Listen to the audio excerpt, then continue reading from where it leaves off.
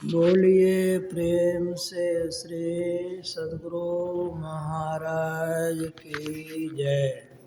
श्री सद्गुरु महाराज की जय। श्री सद्गुरु महाराज की जय। अभी हम लोग साप्ताहिक सत्संग में हैं और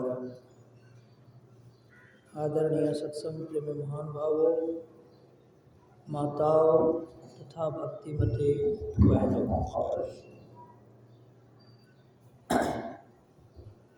आज जो पूज्य बाबा ने पाठ किया है वह रामचरितमानस से तो एक पाठ हुआ है, द्वितीय संबंध से है वो हुआ है, और एक पाठ उन्होंने किया सत्संग से महर्षि मेरे सत्संग सुधा सागर से चित्तवृत्ति के निरोध पर।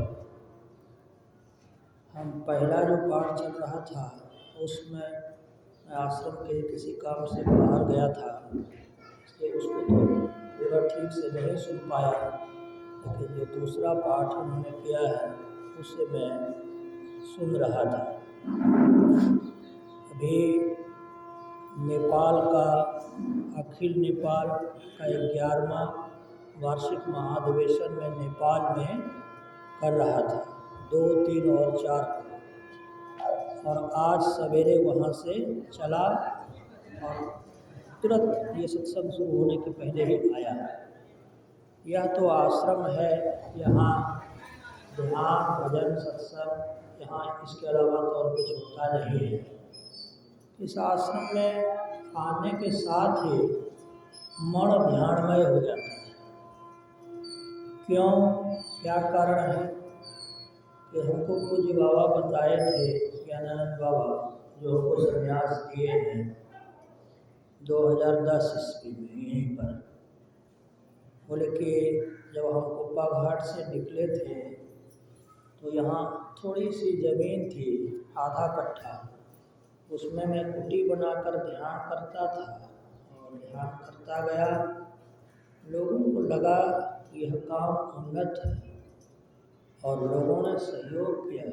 सहयोग करके आज यह इतना विशाल आश्रम बन गया। इसमें हम लोग सभी गुरु भाई बहन जो आत्म साक्षात्कार कर रहे हैं। संत मत के सत्संग में ईश्वर की भक्ति पर विशेष जोर दिया जाता है, ईश्वर के स्वरूप पर विशेष जोर दिया जाता है। क्यों? एकमात्र ईश्वर ही वह तत्व है जो हमेशा के लिए बरकरार रहेगा, जो हमेशा के लिए रहेगा, और ईश्वर के अतिरिक्त और जो कुछ भी है, कुछ भी वह क्यों न हो, वह हमेशा का रहने वाला नहीं है। सातों स्वर्ग के जो निवासी हैं, चाहे ब्रह्मलोक ही क्यों न हो, सबके निवासी कुछ काल के लिए वहाँ रहते, उनके पुण्य का क्षय हो जाता, फिर वह स्मृति लोक में चले जाते। कोई मनुष्य बनकर आते और कोई दूसरी योनि में चले जाते। एकमात्र परमात्मा वह है जो कहीं आता जाता नहीं, ना जो जन्मता और न मरता। अभी की बात है, मैं नेपाल के इलाके में बुलाया गया था, तो मेरा एक नियम है, जिस इलाके में मैं जाता हूँ उस इलाके के आसपास के जो महात्मा होता है उसको साथ कर लेता हूँ, ताकि उस महात्मा को उस एरिया का विशेष ज्ञान होता है। तो अररिया जिला में पंजरकट्टा गांव में एक बाबा थे, सदानंद बाबा, उनको बड़ा मानते थे, हमारा सत्संग कराते थे। तो मैं बोला कि आप नेपाल जा रहा हूँ तो जरा सदानंद बाबा को फ़ोन किया जाए, उनको भी साथ कर लेंगे। फ़ोन किया तो पता चला, आपको नहीं पता चला? बोले क्या, वो तो दिसंबरे में गुजर गए। बड़ा धूमधाम से हम लोग भंडारा कराए थे। ये तो नहीं याद है कि हम सबको तो नहीं जानते थे, हमने फेसबुक पर नाम डाल दिया, बहुत पैसा खर्चा करके उनका श्राद्ध किया। अब देखिए, जिनके साथ मैं घूमता फिरता था वो दुनिया से चलेगी। तो हम आप बच जाएंगे क्या? हम लोग जितना मिलजुल के बैठ रहे हैं, बात कर रहे हैं, बच जाएंगे। यहीं पर एक बाबा थे जो सुइया में रहते थे, क्या नाम था? महेश बाबा। कितने प्यारे मित्र थे हम लोगों के। कभी सोच भी सकते थे कि हम लोग से पहले ही वो संसार छोड़ देंगे, चले गए, यहीं पर शरीर छूट गया उनका। कहने का मतलब यह है कि हम सबके सब एक दिन शरीर छोड़ देंगे, इसमें कोई शक नहीं है, क्योंकि हम लोग नाशवान हैं। हम लोग नाशवान हैं, तो यह नाशवान अविनाशी कैसे बने, हमारा विनाश न हो, इसके लिए हम लोग प्रयास करते हैं। उसके लिए है सत्संग, है दृष्टि योग, है सूरत सिद्धि योग है।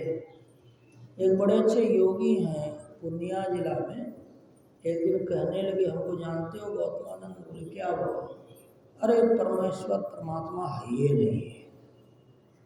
अरे बाबा, आप संत मत के अनुयायी हैं, आप कैसे कहते हैं? संत मत तो इस बात को मानती है कि एक सर्वेश्वर पर अचल विश्वास, पूर्ण भरोसा, अपने अंदर में ही उनकी प्राप्ति का दृढ़ निश्चय रखना, सदगुरु की निष्कपट सेवा, सत्संग और ध्यानाभ्यास, इन पांचों को मोक्ष का कारण समझना चाहिए। जब यह कह रहे हैं कि एक सर्वेश्वर पर अचल विश्वास होना चाहिए, आपको विश्वास ही नहीं है। आपको नहीं, जैसे कि आपको 2 करोड़ रुपया तनख्वाह नहीं मिलता है, इसका ये मतलब थोड़ी है कि और किसी को नहीं मिलता है। अंबानी अडानी को तो मिलवे करता है, आपको अथवा हमको नहीं मिलता है।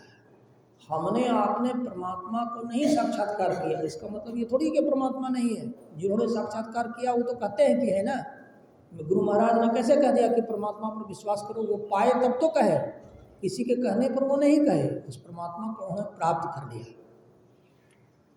तो हम लोगों को यह शरीर मिला है परमात्मा की प्राप्ति करने के लिए, परंतु माया के कारण, मायावी लोगों के संग के कारण, पंच विषयों में बहे हुए लोगों के संग के कारण हम परमात्मा को न खोजकर अप्रमात्म तत्व की प्राप्ति की तरफ बढ़ जाते हैं। होना क्या चाहिए? हम जब बांका की कुटिया में, आप लोग नाम जानते हो आशीषानंद बाबा, जानते थे? जानते थे उनको, आशीषानंद बाबा को? अच्छा, आप लोग तो वो बड़े नामी थे। उनकी कुटिया में हम बैठते थे, तो पूरा जिला में संसारी बात हो, कुटिया में केवल परमात्मा संबंधी बात। तो वही मैं बाबा को बोला था कि बाबा, कुटी में आते हैं तो परमात्मा तो खूब समझ बूझ में आ जाता है, कुटी से जाते हैं सब परमात्मा फरार हो जाता है। यही वह कुटी है जहाँ परमात्मा संबंधी ज्ञान होता है। परंतु आपके शहर का बहुत बड़ा सौभाग्य है और आप लोगों का भी सौभाग्य है। आप लोग तो उस जगह के रहने वाले हैं जहाँ पर गुरु महाराज को निर्वाण की प्राप्ति 34 ईस्वी में गुफा में हुई। आप तो रोज वहाँ जाके उनसे सीख सकते हैं। तो उस परमात्मा तत्व को हम कैसे प्राप्त करें, क्या तरीका है उसको प्राप्त करने का? तो संतमतानुसार, संतमत के सिद्धांत के अनुसार आपको जप करना पड़ेगा, ध्यान पड़ा करना पड़ेगा, दृष्टि योग करना पड़ेगा, सूरत सिद्धि योग करना पड़ेगा। दृष्टि योग में आपको बिंदु की प्राप्ति गुरु निर्देश के हिसाब से होगी। वो अंदर में गुरु आके आपको बताएंगे। अब बताइए कि अंदर में गुरु कैसे बता देंगे? अगर आपको उनमें श्रद्धा नहीं है तो नहीं बताएंगे। धर्म पूर्णतः श्रद्धा का विषय है। कोई कहेगा अमीर उमराव घर में जाइएगा ना, हाँ बाबा जी लोग को तो जितना उसका कीमत होता था प्रवचन का हम दे ही दिए, उसमें श्रद्धा की क्या बात है? पेमेंट कर दिए हैं, जैसे कि स्टाफ को नहीं खटवाते हैं कि दिन भर काम कराया 8 घंटा पैसा दे दिए जाओ। तो इस भाव से परमात्मा को नहीं समझा जा सकता। परमात्मा का ज्ञान अमोल ज्ञान होता है, इसकी कोई कीमत नहीं होती। कीमत के बंधन में इस ज्ञान को नहीं बांधा जा सकता।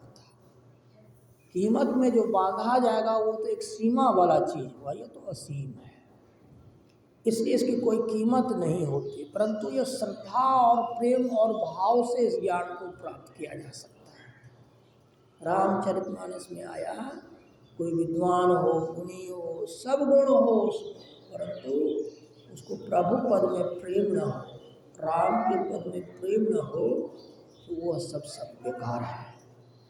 क्योंकि सब सुखदेव मुनि, सनक सनंदन सनातन सनत कुमार, ब्रह्मा जी, नारद जी, इन सबका एक ही मत है कि करिए राम पद पंकज नेहा। राम भगवान के पांव पद कमल में प्रेम कीजिए, यही भक्ति का सार है। क्यों, क्या कारण? हमें परमात्मा के चरणारविंद में क्यों प्रेम करना चाहिए? अरे हमारे जन्म जन्म के बहुत सारे अपराध हैं, हमने पहले बहुत सारे अपराध किए हैं, पापों के संस्कार जन्मों के मेरे हैं, जो क्षमा कर दया कर मिटाना, गुरु मम सूरत को गगन पर चढ़ाना। अनेक जन्मों में मैंने बहुत कुछ पाप किए, मैंने नहीं सबने किए, और उन पापों को परमात्मा तब मिटाइएगा, उन पापों से मुक्त परमात्मा हम सबको तब करेगा जब हम शरणागत हो जाएंगे, चरणारविंद में प्रेम करेंगे, प्रीति करेंगे, नेहा करेंगे, लाभ करेंगे, एफेक्शन करेंगे। अहंकार का भाव नहीं होना चाहिए, किसी भी प्रकार का मद है, तन मद, धन मद, जाति मद, पद मद, ऐसा का बहुत मद होता है, विद्या मद, इस सब मद से अपने को हटाइए, तब आपको अनहद की प्राप्ति होगी। अनहद की प्राप्ति क्यों आवश्यक है? शब्द की प्राप्ति क्यों आवश्यक है? परमात्मा ने सृष्टि शब्द से की है, और एक जो अंत में शब्द आता है जो अशरीरी स्थिति से आता है, और शरीर के अंदर का शब्द नहीं है, 5 शरीर है ना, स्थूल सूक्ष्म कारण महाकारण केवल, ये 5 शरीर से वह शब्द नहीं आता, आदि शब्द वह अशरीरी अवस्था से आता है। जो बंधा हुआ रहेगा वो आपको बांध देगा, और जो खुला रहेगा वो आपको खोल देगा। तो जो शरीर और संसार का शब्द है वह बंधा शब्द है, शरीर और संसार में, तो यह शब्द आपको मुक्त नहीं कर सकता। तो मुक्त वही शब्द करेगा जो पहले से ही मुक्त है। इसलिए जो शरीर का शब्द है, शरीर से आ रहा है, शरीर तो बद्धावस्था का नाम है, मुक्तावस्था में कोई शरीर भाव रहता ही नहीं है। अब देखिए, आप कहते हैं कि सर्वज्ञ, परमात्मा सर्वज्ञ है, परमात्मा सर्वत्र है। अब परमात्मा जो है उसको रहने दीजिए, आप सर्वज्ञ और सर्वत्र कैसे बनेंगे, यह आपके काम की बात है। परमात्मा सब कुछ कर सकता। आप बोलेगा बाबा जी आपके जैसा बहुते बाबा सुना के गए, आप परमात्मा सर्वशक्तिमान है, तो उससे हमको क्या मिला है? तो वो अपने लिए है, हमको क्या मिला? ये कहना आपका सही है। परमात्मा अपने से अतिरिक्त और कोई परमात्मा खोजना मूर्खता है, उसमें द्वैतवाद है ना। जैसे 1 करोड़ रुपया यहाँ है, देख लिए, क्या रुपया हो गया मेरा? नहीं, वो रुपया जब मेरा हो जाए तब मेरे काम का है। परमात्मा आपसे भिन्न यदि है, पृथक है, तो एक आप हैं और एक परमात्मा है, 2 है, वह द्वैतवाद है। और द्वैतवाद में दुख होता है, फिर दोनों में टकराव होगा, बोला अरे मैं तो अलग हूँ, अब परमात्मा आप हैं, हम तो नहीं हैं, ये भाव होगा। जीव बंधन तोड़ने के बाद परमात्मा के जैसा ही होना चाहिए, वो होगा कैसे? अभी जब आपकी चेतना शरीर में बंधी है, जैसे कि कोई व्यक्ति जेल में है, उसकी दुनिया कितनी बड़ी है? जितना जेल का इलाका है ना, उतने भर उसका दुनिया है। मान लिया आजीवन कारावास कैदी भोग रहा है, उसका दुनिया कितना है? जितना जेल का इलाका है। अब उसका कारावास का समय खत्म हो गया, दुनिया कितना हो गया? पूरी धरती जहाँ जा सकता है वो। उसी तरह से अभी हम लोगों की आत्मा 5 शरीर और 5 संसार में कैद है। स्थूल शरीर, सूक्ष्म शरीर, कारण, महाकारण और कैवल्य शरीर, ये 5 शरीर में आत्मा कैद है।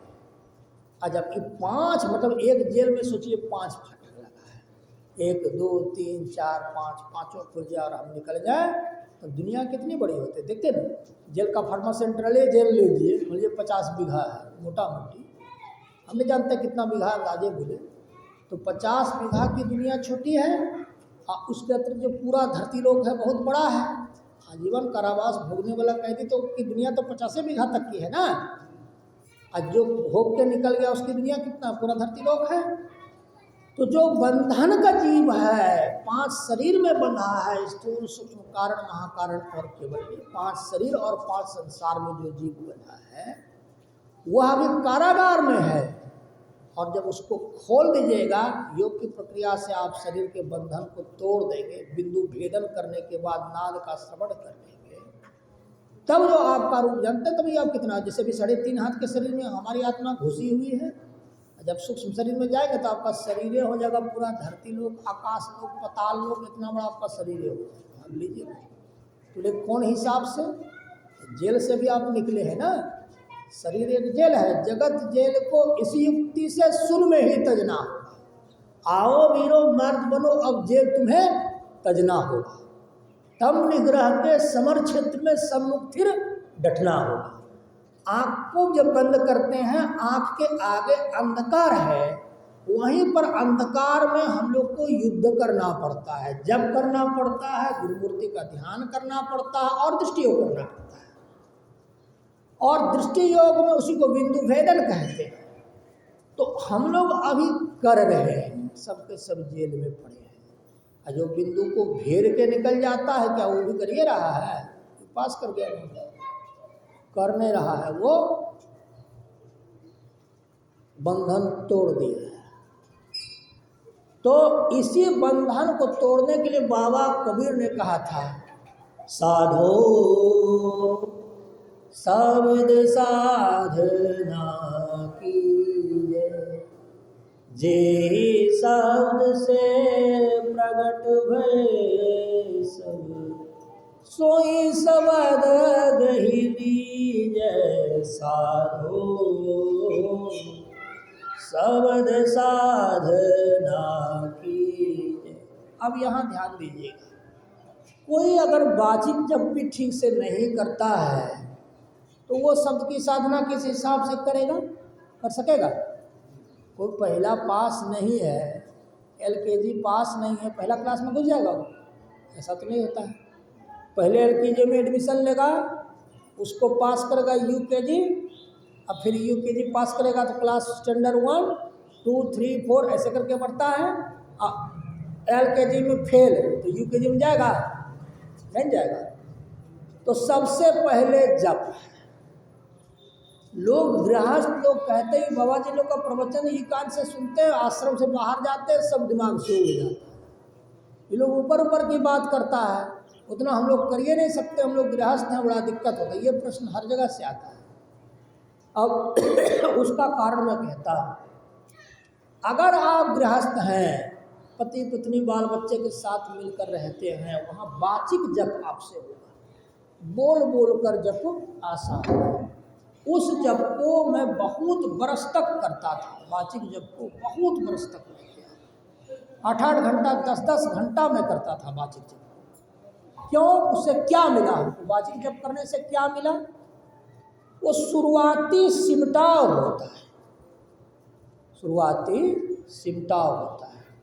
पहले मन संसार में चारों ओर फैला होता है, और फैले होने के कारण मन दुर्बल प्रतीत होता है। जब जब कर करके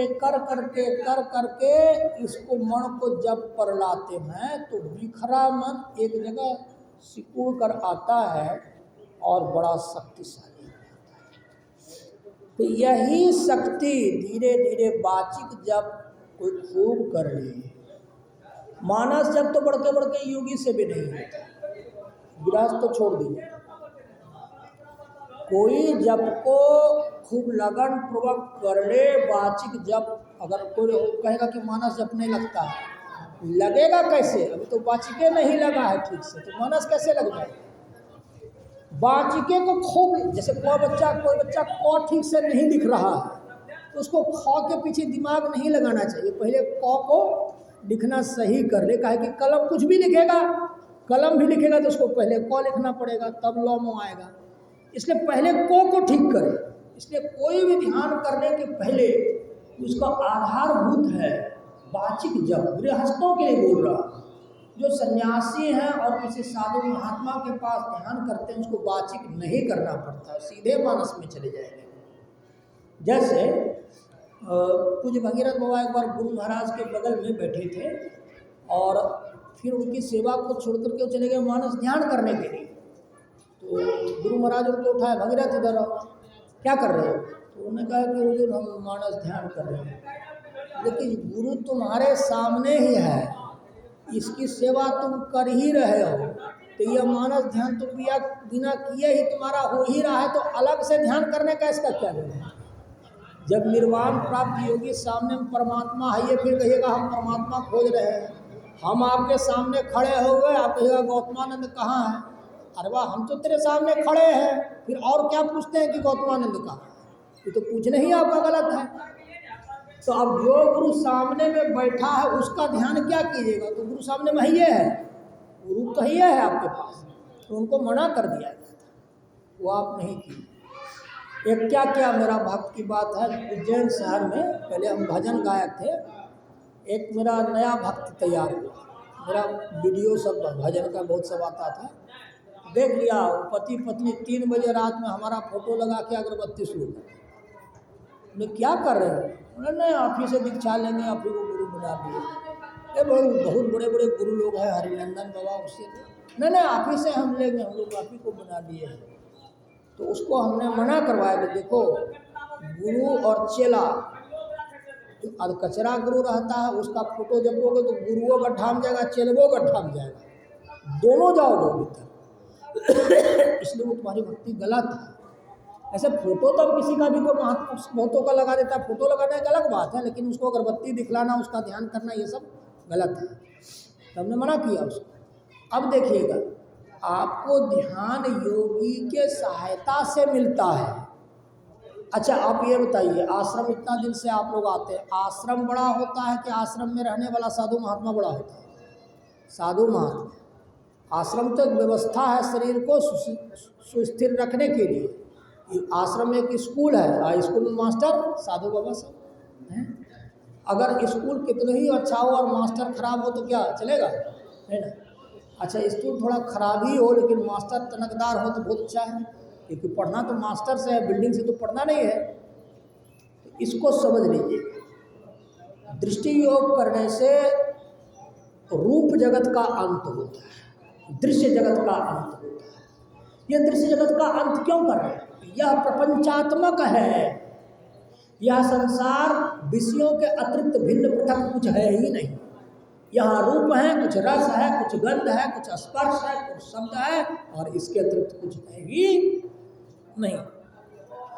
और यह पांचों जो कुछ भी संसार में है सब माया है, झूठ है, फरेब है, मिथ्या है, ज्ञान है, इल्यूजन है, इल्यूजन। इस संसार को छोड़ना है, क्यों? क्योंकि शरीर को छोड़ना है। यह शरीर जिस संसार में है, इस शरीर का संसार से संबंध है, स्थूल शरीर का स्थूल संसार से संबंध है, सूक्ष्म शरीर का सूक्ष्म संसार से संबंध है, कारण शरीर का कारण संसार से संबंध है, महाकारण शरीर का महाकारण संसार से संबंध है, और कैवल्य शरीर का कैवल्य संसार से संबंध है। और जितने शरीर और जितने संसार हैं सब बंधन है, सब माया है। यह शरीर और संसार में परमात्मा नहीं मिल सकता। परमात्मा पांचों शरीर और पांचों संसार के पार है। कोई एक रूप ले लीजिए, आपने देखा होगा धरती पर जितने लोग आए हैं, आए थे और आएंगे, वो सब गए थे, गए हैं और जाएंगे। एक भी ऐसा है जो आया है सो जाए? आए हैं सो जाएंगे, राजा रंग फकीर, एक सिंहासन चढ़ी चले, एक बंधे जात जंजीर। बस यही है कि शुभ करने वाला सिंहासन पर जाएगा और अशुभ करने वाला बांध कर ले जाएगा सब। यह तो स्थूल संसार की बात है। अब सूक्ष्म संसार में स्वर्ग में 7 प्रकार के स्वर्ग हैं। आप इंद्र बन गए। इंद्र का क्राइटेरिया जरा समझ लीजिए। जो धरती लोक पर शाकाहार व्रत का, कल हम मनुस्मृति से पाठ सुना रहे थे, मतलब कोई महात्मा सुना रहे थे, हम लोग सुन रहे थे। कहा कि स्वर्ग जो मांस मछली खाता है वो स्वर्ग नहीं जा सकता, कि स्वर्ग जाने के बहुत क्राइटेरिया होते हैं, मांसखोरों के लिए स्वर्ग नहीं है। जिसका मांस वो खाएगा अगले जन्म में वो भी उसका मांस खाएगा। मनुस्मृति ऐसा कहती है, मांसखोर स्वर्ग नहीं जा सकते। अगर आप मांस मछली त्याग करके, कितने कितने लोग उत्तम लोकों की प्राप्ति करने के लिए बहुत यत्न करते हैं, तो यज्ञ करता है, भंडारा करता है, जमीन जगह साधु महात्मा को लिख देता है, घर द्वार बेच के सत्संग कराता है, सब बहुत आदमी। अभी मनियारपुर में छेदी बाबा, उनको है कि अब शरीर छूट जाएगा। अब उनको लगा कि अंत में क्या करें, बहुत पैसा लगा के, बहुत लोगों से चंदा करके नया गांव में बिहार प्रांतीय आयोजन, कितना लाख खर्चा किए, क्यों? अब तो दुनिया से चले जाएंगे, थोड़ा परलोक सब। अगर मान लिया जाए आप स्वर्गलोक में इंद्र हो गए, दिव्य शरीरधारी हो गए, उम्र हो गया करोड़ वर्ष, वहाँ 50 साल 80 साल का उम्र नहीं होता, करोड़ करोड़ वर्ष में उम्र होता है। एक तो जैसे एक दिन रसगुल्ला का भोज होता है तो मज़ा आता है, और रोज चारों समय अगर भोज मिलने लगे तो कैसा लगेगा? वही मज़ा रहेगा कि कुछ गड़बड़ा जाएगा? रोज चलेगा रसगुल्ला क्या? ठीक है, कभी कभार ना, पुलाव दाल ये सब कभी कभार अच्छा लगता है। एक दिन स्वर्ग का सुख हो तो ठीक है, करोड़ वर्ष तक वही भोगना पड़े, कैसा लगेगा? आप खुशी से तंग आ जाएंगे। अच्छा, मान लिया जाए सुख, किसी प्रकार सुख तो मिल रहा है, वो कहेगा तंग काहे के लिए आएंगे, सुख तो भोगेंगे। अरे उसका अंत हो जाता, ब्रह्मा मच्छर हो जाता, धरती पर आता है ना, पुण्य छीन हो देव स्वर्ग से नीचे फेंक दिए जाते हैं, वो सब पुण्य का फल है। तो वहाँ भी जो शरीर आपको मिलेगा वह नाशवान होगा। आप जटायु की कथा सुने होंगे, जो जटायु बताता था कि मैया सीता को रावण इधर से हरण करके ले गया है। तो वह जटायु को जब निर्वाण की प्राप्ति हुई तो लोगों ने कहा कि निर्वाण मिल गया, उसको निर्वाण नहीं मिला है। दो भुजी श्यामल रूप की प्राप्ति हुई जटायु को, दो भुजा वाला उजला रूप था। जो भी रूप होते, चाहे धरती लोक का यह रूप आपका और आप सबों का शरीर वाला रूप, अथवा स्वर्ग के विभिन्न रूप, देव रूप, चतुष्कोटि, चतुर्भुजी, अष्टभुजी, सौभुजी, सारे रूप एक बार खत्म हो जाते हैं, नष्ट हो जाते हैं। जितना रूप है, आकार है, सबका सब नाश है। जो अरूप और निराकार है वह नाशवान नहीं है। अब आप करना क्या है, ये तो भाषण लेक्चर चल रहा है। आप हम सबको अभी शरीर के अंतर्गत रहने आते हैं। हम गौतम, मेरा गौतमानंद नाम हुआ, और इस शरीर में रहते हैं, इसके आदि हो गए। और यह शरीर घर अथवा आश्रम अथवा शहर इत्यादि में रहता है। यह शहर भी आकार वाला और यह रूप शरीर भी आकार वाला। और इसको बिंदु के रास्ते से अगर निकाल देंगे दशम द्वार से, तो इसको आकार से रहित अवस्था, निराकार में रहने का एक संबल मिल जाएगा, एक रास्ता मिल जाएगा। आकार में रहने के हम आदी हैं, और निराकार में रहने के लिए अपने को तैयार करना पड़ेगा। मौत किसके सर पर कब दस्तक देगा, कहा नहीं जा सकता। कब किसकी घंटी बज जाएगी, कह नहीं सकते।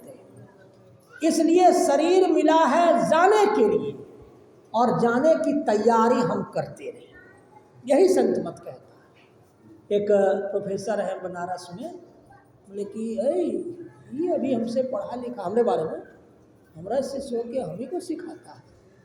इतना बढ़िया हम अपना प्रोफेसरी करते हैं, रिटायर कर गए हैं, किताब लिखते हैं, लड़का को प्रेरणा मिलता है।